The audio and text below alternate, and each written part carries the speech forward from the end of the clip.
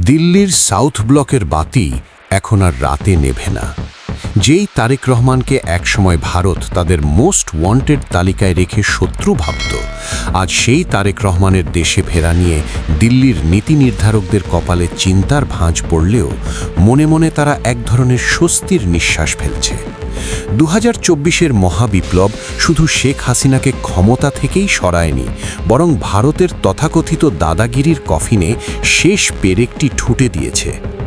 গত 15 বছর ধরে ভারত বাংলাদেশকে তাদের একটি অঙ্গরাজ্যের মতো ব্যবহার করতে চেয়েছিল।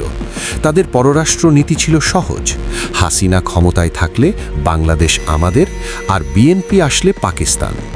এই অন্ধ নীতির কারণে তারা বাংলাদেশের 17 কোটি মানুষের মনের ভাষা বুঝতে ব্যর্থ হয়েছে। কিন্তু জুলাই আগস্টের গণ অভ্যুত্থান ভারতের গালে এমন এক চড় বসিয়েছে, যার শব্দ এখনও দিল্লির অলিতে গলিতে প্রতিধ্বনিত হচ্ছে। আওয়ামী লীগের অস্তিত্ব এখন কার্যত বিলুপ্ত। ভারত এখন দেখছে বিএনপি একমাত্র সুসংগঠিত রাজনৈতিক শক্তি। তাই ভারতের সুর এখন 180 ডিগ্রি ঘুরে গেছে। প্রভাবশালী ভারতীয় গণমাধ্যম ইন্ডিয়া টুডে এখন বলছে, তারেক রহমানের দেশে ফেরা ভারতের জন্য একটি ইতিবাচক খবর।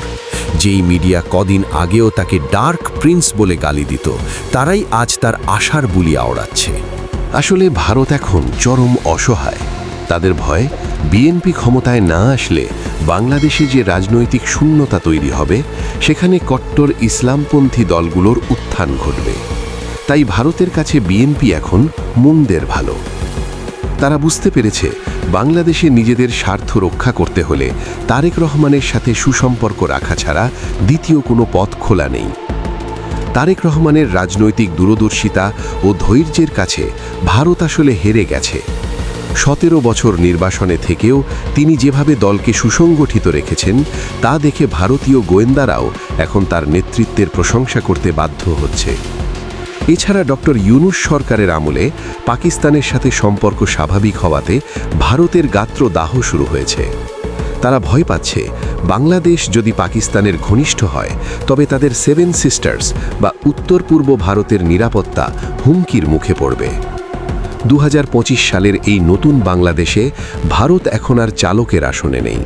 স্টিয়ারিং এখন বাংলাদেশের জনগণের হাতে। ভারত যদি সম্মানের সাথে প্রতিবেশী হিসেবে থাকতে চায়, তবে তাদের স্বাগত। কিন্তু কোনো ষড়যন্ত্রের জাল বুনলে মনে রাখতে হবে, এটি 24-এর বিপ্লবীদের বাংলাদেশ। তারেক রহমানের দেশে ফেরা এবং ভারতের সুর পরিবর্তন প্রমাণ করে যে আধিপত্যবাদীদের পতন অনিবার্য। দর্শক, জানতে চাই আপনার মূল্যবান মতামত।